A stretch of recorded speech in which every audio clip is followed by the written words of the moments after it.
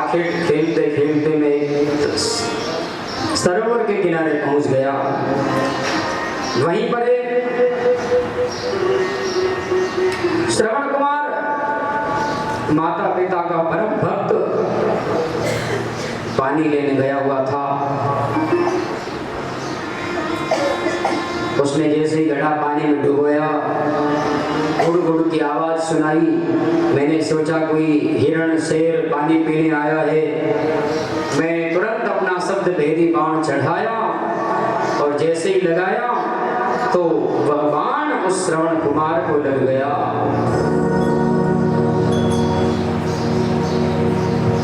श्रवण कुमार ने माता पिता को पुकारा। माता पिता का परम भक्त था। जैसे ही मैंने आवाज सुनी, मैंने देखा वो ये क्या हो गया। जाकर के देखा तो बालक श्रवण कुमार पड़ा हुआ।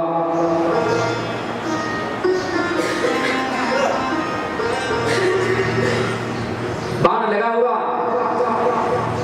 उसने कहा, महाराज मेरे अंधे माता पिता हैं, उनको मैं यात्रा करवा रहा हूँ। कावड़ टंगी हुई है बड़ के पेड़ के नीचे, यहीं थोड़ी दूर। वह प्यासे मर रहे हैं, आप तुरंत जाइए उनको पानी पिला दीजिए। पानी पिलाने के बाद फिर मेरा उनको हाल सुना देना। बस ये कह करके श्रवण कुमार मर गया। प्राण पखेरु उड़ गए। महारानी फिर मैं जल का वही पात्र भर करके, कमंडल भर करके धीरे धीरे डरता डरता गया उनके पास। जैसे गया तो वह इंतजार कर ही रहे थे, बेटा श्रवण नहीं आया, बेटा हमारा अभी नहीं आया। मैं धीरे धीरे गया तो मेरे चरणों की आवाज को सुन करके उन्होंने तुरंत बोला, बेटा श्रवण आ गए हो, बेटा बोलो। लेकिन मैं बोला नहीं, डर के मारे। तब उन्हें शंका हो गई, अरे बता तुम कौन है, हमारे पास क्यों आया है, हमारा बेटा श्रवण कहाँ है, तू कौन है। तब भी मैं नहीं बोला। पानी पिलाने के लिए मैंने उन्हें कहा आप जल पी लीजिए, फिर बाद में हम बताता हूँ सारी बात। लेकिन अंधे माता पिता ने कहा कि पहले तू बता कि कौन है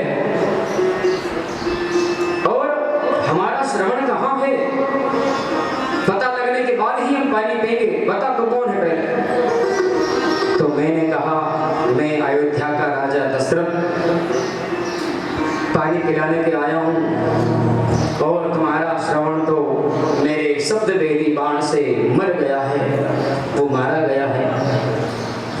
जैसी ये बात सुनी और अंधे माता पिता बड़े क्रोधित हो गए। कहा, अरे मूर्ख पापी, तू हमारे पुत्र को मार करके हमें पानी पिलाने वाला कौन है, हमारे पुत्र को तुमने क्यों मारा है। जा, हम तुम्हें श्राप देते हैं कि जिस प्रकार हम तड़प तड़प करके पुत्र के वियोग में मर रहे हैं, ठीक उसी प्रकार तुम भी पुत्र के वियोग में एक दिन मरोगे, मरो।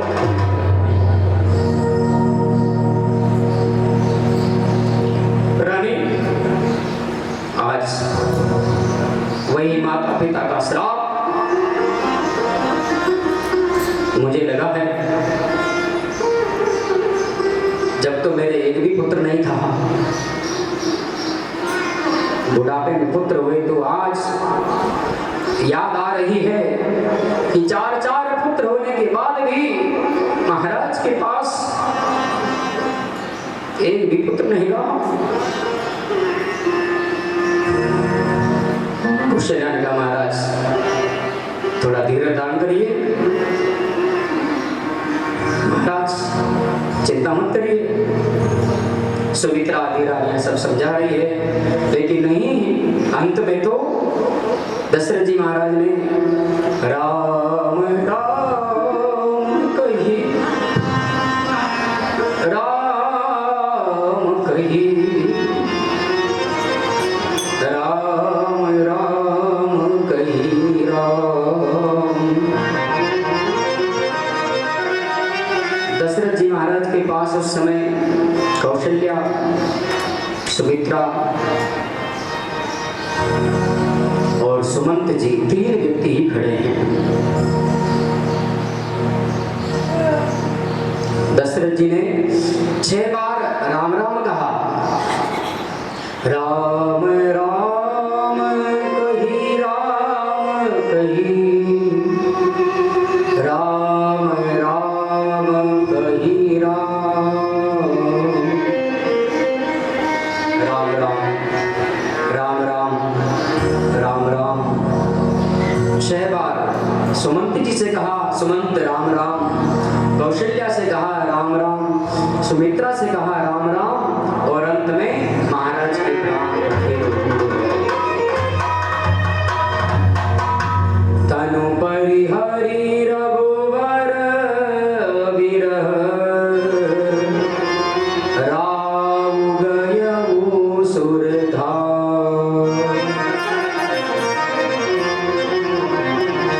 6 बार क्यों कहा?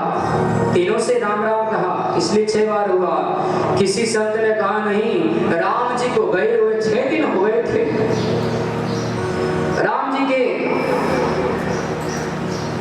जाने के बाद 6 दिन दशरथ जी महाराज जीवित रहे, तो 6 दिन या 1 दिन का 1 बार राम कहा, 6 दिन का 6 बार राम राम कह करके दशरथ जी महाराज का महाप्रयाण हो गया। दशरथ जी भगवान के धाम चले गए।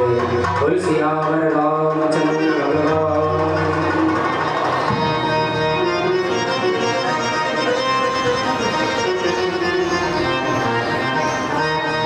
रानियां रोने लगी है, बिलखने लगी है। गुरु वशिष्ठ जी को बुलाया गया। सुमंत जी दौड़ करके गुरु जी को लेकर के आए।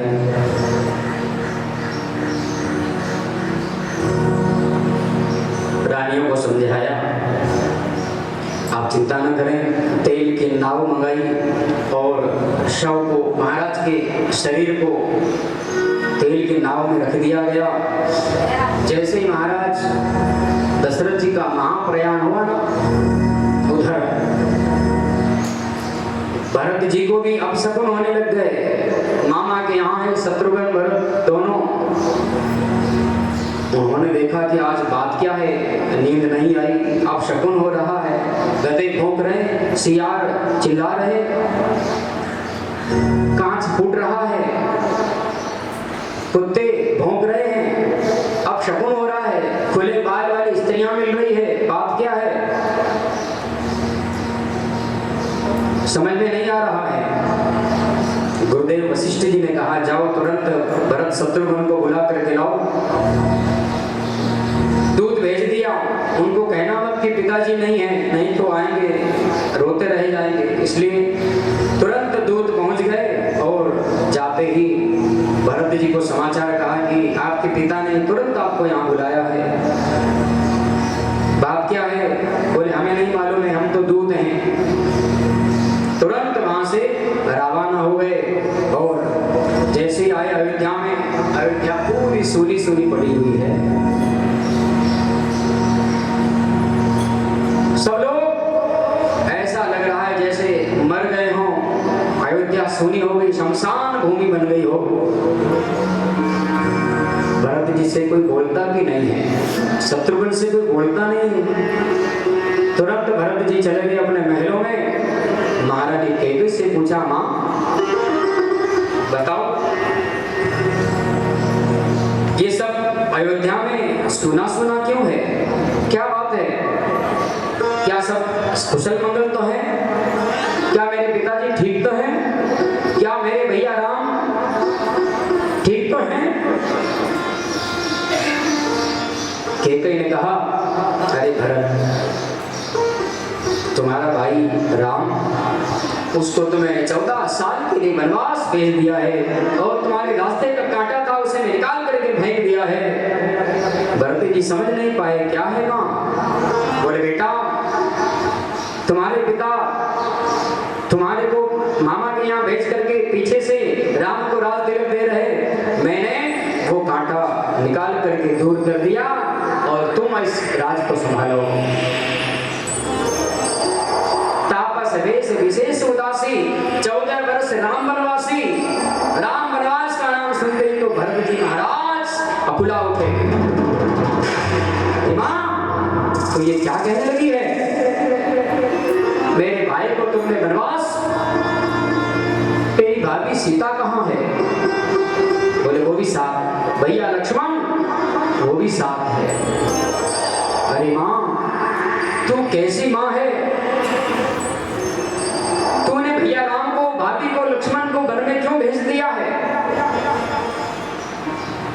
तेरे मन में थोड़ी भी दया नहीं आई?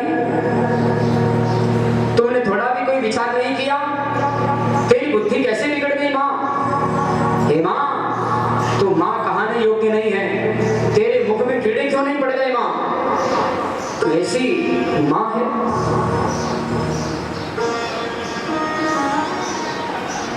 हे माँ, दीवानी तूने क्या ठानी मन में, ओ राम सिय भेज दयेरी मन में, राम सिय भेज दयेरी मन में, ओ मैया तेरे काठानी मन में, राम सिया भेज दयेरी मन में, राम सिया भेज दयेरी मन में।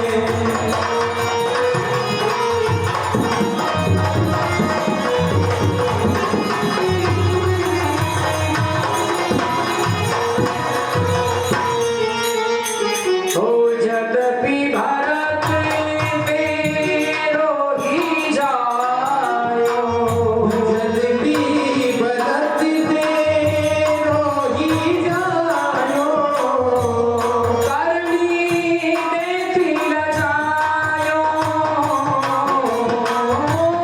करनी देखी न जायो, अपनो पति आप गवायो, अपनो पति आप गवायो, भरत की नजरन में, राम सिया भेज दयेरी मन में, राम सिया भेज दयेरी मन में, ओ मैया तेरी वकीली तेरी काठानी बन में, राम सिया भेज दयेरी बन में, राम सिया भेज दयेरी बन में।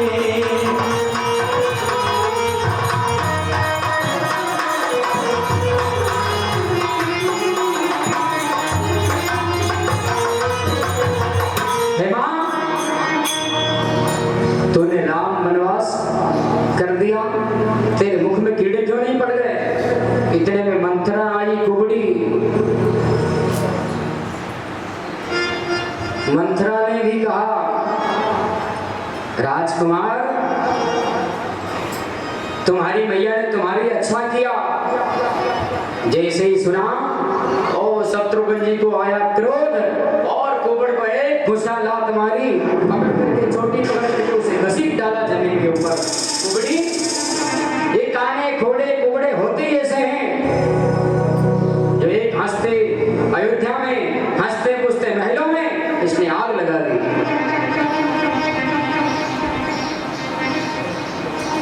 हुम की लात तकी कुबड़ मारा, उस कुबड़ी को शत्रुघ्न जी लात मारी है, नीचे गिर पड़ी, सिर फूट गया, रोने लगी। कहने लगी, महाराज मुझे मारो न मारो,